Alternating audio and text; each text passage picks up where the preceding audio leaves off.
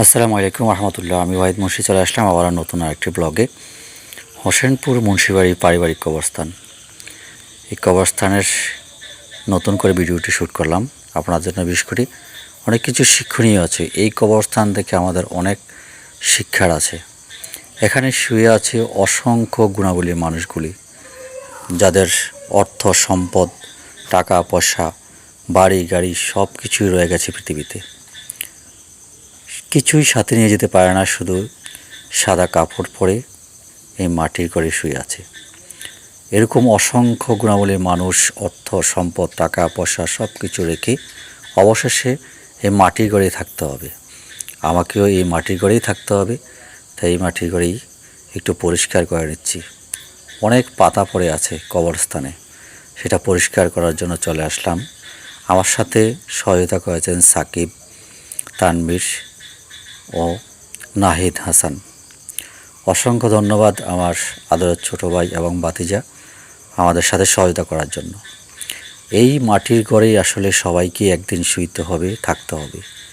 এখানে অহংকার, শারীরিক শক্তি, ক্ষমতার শক্তি, অর্থের শক্তি কোনো কিছুই এর সাথে যাবে না। যাই হোক, আমার কাছেও ভালো লেগেছে আমাকে সহায়তা করার জন্য আমাদের ভাতিজা এবং ছোটো ভাই সহ সকলে। একটি জিনিস কি আমি বারবার বলি, যে পৃথিবীতে ক্ষমতা আর অর্থবিত্ত, টাকা পয়সা কিছুই যাবে না, কিছুই থাকবে না। কত অসংখ্য গুণাবলী মানুষ দেখেছি যাদের সম্পদ অটাল পৃথিবীতে রয়ে গেছে, কিন্তু সেই মানুষটারই। অনেক মানুষ দেখেছি যাদের শক্তি, যাদের মুখের আওয়াজ অত্যন্ত দূরে যেত, শক্তির বাহাদুরি ছিল, একটা সময় সে মাটির সাথে মিশে গিয়েছে। এটাই হচ্ছে সেই কবরস্থান, এই হচ্ছে কবরস্থান।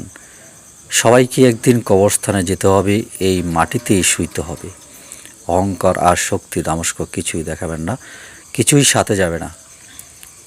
অনেক মানুষ দেখেছি যাদের হুঙ্কারের ভয়ে মানুষ রাস্তা দিয়ে যেত না, এবং রাস্তা দিয়ে জেলেও সালাম কালাম দিত, পিছনের অংশে গিয়ে দেখা যাচ্ছে তাকে কটু কথা বলতো, তাকে ঘৃণা করত। এই হচ্ছে কবর, এখানে সবাই যেতে হবে, কিছুই সাথে যাবে না। তাই এই রমজানের ওছিলায় আল্লাহ পাক রব্বুল আলামিনের কাছে ক্ষমা চেয়ে নেই।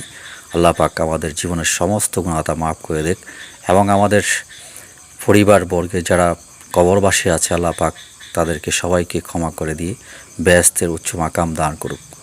এখানে শুয়ে আছে আমার বাবা, দাদা, কাকা, চাচা, ভাই, অনেক মানুষ যাদের কবর থেকে আমাদের জন্য দোয়া করে, আমরা ওদের জন্য দোয়া করতে হবে।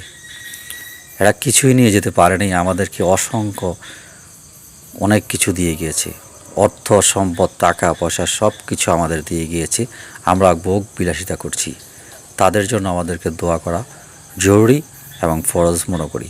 ভিডিওটি ভালো লাগলে শেয়ার করে অন্যকে দেখার সুযোগ করে দেবেন। আসসালামু আলাইকুম রহমতুল্লাহ।